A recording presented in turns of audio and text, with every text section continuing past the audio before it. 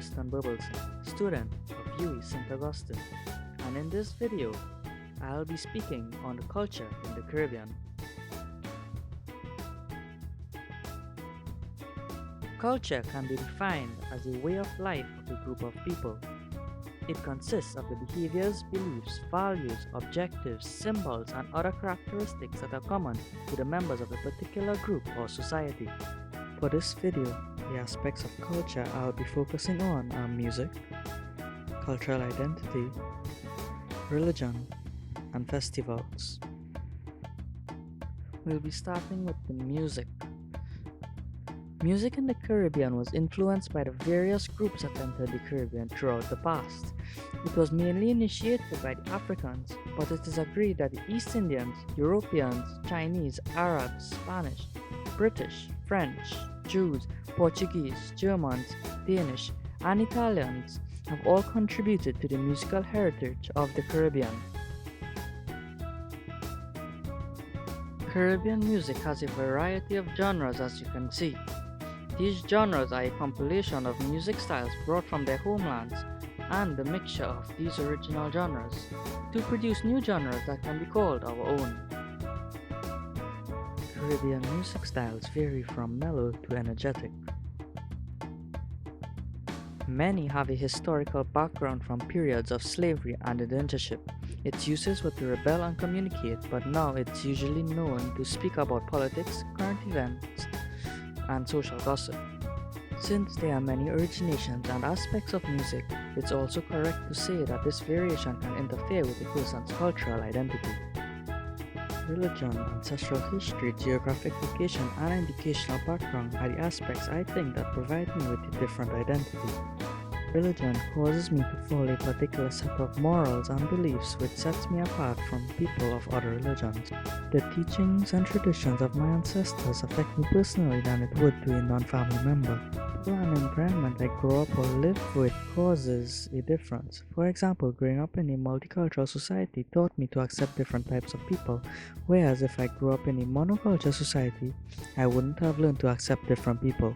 Education can separate individuals by intellectual classes. Some societies and institutions require a particular level or type of education that would prevent me from accessing.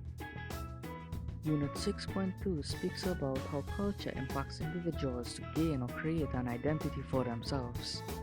Having such versatility in participating in a particular culture causes diasporic double consciousness, which relates to a diasporic individual who's torn between the identities provided by their new region of stay and the place where they or their ancestors came from. From the notes, we can see that in understanding the diasporic double consciousness, we can understand people's perspective on their view of home. This perspective will differ because some view home as a place where they are born and the other view it as where their ancestral paths originate. Culture is always evolving and it will always have room to evolve. Just as how identities and music can evolve, so can religion and festivals. Many of the religions in the Caribbean originated from regions out of the Caribbean and some created in the Caribbean. Christianity, Hinduism, Islam, Buddhism, and Judaism are some of the more prevalent religions brought into the Caribbean. There weren't any African religions brought into the Caribbean because it was stripped away by the Europeans. Instead, new religions were formed from Christianity and African heritage, such as Orisha and Shouta Baptist. There are other religions that did not originate from the prevalent religions, such as Rastafari, which originated in Jamaica with forms of Ethiopian culture. Carnival is celebrated throughout the entire Caribbean and is known throughout the world. It's one of the Caribbean's largest attractions for tourists. Caribbean Carnival began when the French planters performed mass, but the slaves weren't allowed to participate, so they created Canboulay, which later developed into Carnival. Trinidad's historical carnival portrayed characters such as the midnight robber and minstrels, but over the years, Carnival has been losing its traditional meaning and becoming sexualized and abstract. I've always enjoyed learning about Caribbean history, but never liked it when I'm being forced to memorize and regurgitate information. However, this course did no such thing, and I'm glad to have participated in it.